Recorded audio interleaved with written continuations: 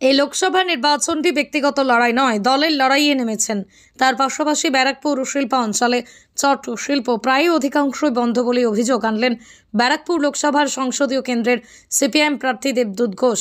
দেবদূতবাবু জানান, চট শিল্পের সঙ্গে জড়িত শ্রমজীবী মানুষদের, শ্রমিকদের পাশে থাকার বার্তা দেন। 2 দশক ধরে টলিউড কলাকুশলী শিল্পীদের পাশে থেকে সময় মতন নেতাদের পারিশ্রমিক পাওয়ার ব্যবস্থা করা হয়েছে, এমনটাই দাবি করা সহ সরকারের অস্বচ্ছতার বিরুদ্ধে সাধারণ মানুষ এইবারে বদল চাইছেন। শনিবার সকালেই নৈহাটি পৌর অঞ্চল বিভিন্ন এলাকায় নির্বাচনী প্রচারে সেই রকম জানালেন ব্যারাকপুরের লোকসভা কেন্দ্রের সিপিআইএম প্রার্থী দেবদূত ঘোষ। আমার কাছে তো খুবই সহজ লাগছে, কারণ আমাদের সর্বোচ্চ নেতৃত্ব এখানে আসছেন। সীতারাম ইয়েচুরি আসছেন, সূর্যদা আসছেন, বিমানদা আবার ডেট দিয়েছেন, পার্টির সুশান্ত ঘোষদা আসছেন, বৃন্দা কারাত আসছেন, আর আমার বন্ধুদের মধ্যে সবাই, বাদশাহ, শ্রীলেখা, মিষ্টু মানে মানসী সিনহা, সবাই মিলে আমরা একসাথে লড়াইটা করছি না। ফলে কি হচ্ছে, এই যে আমার বিধানসভা কনভেনার যারা আছেন, পার্টির যারা নেতৃত্ব আমার সাথে লড়াই করছেন, তারাও এত সাহায্য করছেন। আমার কিন্তু ব্যক্তিগতভাবে খুব একটা টেনশন কিছু হচ্ছেই না, কারণ আমাদের তো ব্যক্তির লড়াই নয়, দলের লড়াই। দলের একটা মুখ দরকার হয়, পার্টি দায়িত্ব দিয়ে আমায় পাঠিয়েছে প্রার্থী হিসেবে, কিন্তু আসল লড়াইটা কিন্তু দিচ্ছে আমার দলের কমরেডরা, এবং সে ব্যাপারে আমাদের একেবারে সর্বোচ্চ নেতৃত্ব থেকে একেবারে নিচে যারা আছে সবাই একসাথে আছি, সেটার কোনো টেনশন নেই। বলছি, যে অঞ্চলে আপনি প্রার্থী সেখানে মূল সমস্যা হচ্ছে যে চটকলগুলো শিল্পাঞ্চল সবই বন্ধ, কোনো দলের পক্ষ থেকে বলছি, আপনি এই প্রশ্ন অর্জুনবাবু বা পার্থদাকে কি করেছেন? এর মধ্যে ওনারা কি বলছেন? ওনারা চটশিল্প নিয়ে কি ভাবছেন? ইতিবাচক পদক্ষেপ কোনো প্রার্থীকে মুখে শোনা যাচ্ছে না। আমি বলি, চটশিল্প জিনিসটা হচ্ছে প্রকৃতি বান্ধব। চটশিল্পের শ্রমিকরা এজেন্টদের মাধ্যমে, দালালদের মাধ্যমে ঢুকছে বলে তাদের যে ন্যূনতম পাওনাটুকুও পাচ্ছে না। সেখানে আমরা আমাদের ম্যানিফেস্টোতেই বলে দিয়েছি 26,000 টাকা পেনশন, 6,000 টাকা করে মেডিকেল বেনিফিট যেগুলো পাওয়া যায়, রিটায়ারমেন্ট বেনিফিট কী কী পাওয়া যায়, এসব নিয়ে আলোচনা আছে। কিন্তু মেইন জিনিস যেটা, আইন প্রণয়ন করতে হবে যে চটের ব্যবহারের যেন, এই যে প্লাস্টিক যেভাবে ব্যবহার হচ্ছে, এভাবে যদি চট ব্যবহার হতো তাহলে প্রকৃতি তো একটু বাঁচত। এই পৃথিবীটা তো ক্রমশ ধ্বংসের দিকে প্লাস্টিক ব্যবহার করে করে এগিয়ে যাচ্ছে। সেখানে কিন্তু আমাদের এই যে এতদ অঞ্চল জুড়ে যে 60টার বেশি চটকল চালু ছিল, এখন মাত্র 20টা চালু আছে, আমরা ধীরে ধীরে একটা একটা করে যদি আবার খোলাতে পারি, তাহলে কিন্তু তখন চটশিল্পে কাজ করতে সারা দেশ থেকে মানুষ, এখানে এত ভালো পেমেন্ট স্ট্রাকচার ছিল, চলে আসতে।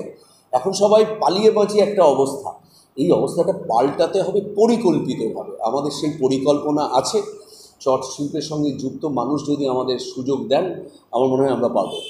আপনি টলিউডের 100 দলের হচ্ছে, টলিউডের অবস্থা তো সেরকম ততই বছর, সেক্ষেত্রে ততই বছর বলতে মানে টলিউডের শিল্পীরা ঠিক মতো সম্মান পাচ্ছে না, সম্মান দাম পাচ্ছে না। সেই লড়াই তো আমরা 2 দশক ধরে করেছি। যাদের পেমেন্ট আটকে যেত, 6 মাস, 1 বছর, 2 বছরও পেমেন্টের জন্য বসে থাকতে হতো, সেই শিল্পী এবং কলাকুশলীরা আমরা কাঁধে কাঁধ দিয়ে একসাথে লড়াই করে আজকে এমন একটা অবস্থায় আমরা আসতে পেরেছি, যেখানে অন্তত মাসের কাজটার পর টাকাটা পাওয়া যাচ্ছে। আর টেকনিশিয়ানদের দুটো আছে, তারা 11 দিন এবং 13 দিনে টাকা পান। সেই স্ট্রাকচারগুলো চালু করা গেছে, কিন্তু তার সঙ্গে আরও অনেক লড়াই আছে। যেমন 8 ঘন্টার লড়াই, আমাদের বেশিরভাগই 14 ঘন্টা করে খাটতে হয়। তো এইসব অন্য অধিকার, বিশেষ করে শিল্পী কলাকুশলীদের সারাদিন ওখানে শুটিংয়ে থাকতে হয়, তার জন্য একটু বসার জায়গা, তার সঙ্গে যাতে প্রপার স্যানিটেশন, টয়লেট, মেকআপ রুমগুলো, অনেক ধরনের উন্নতি সেখানে প্রয়োজন। সেই লড়াইয়ে আমি দীর্ঘদিন ধরে ছিলাম, আছি এবং থাকবো।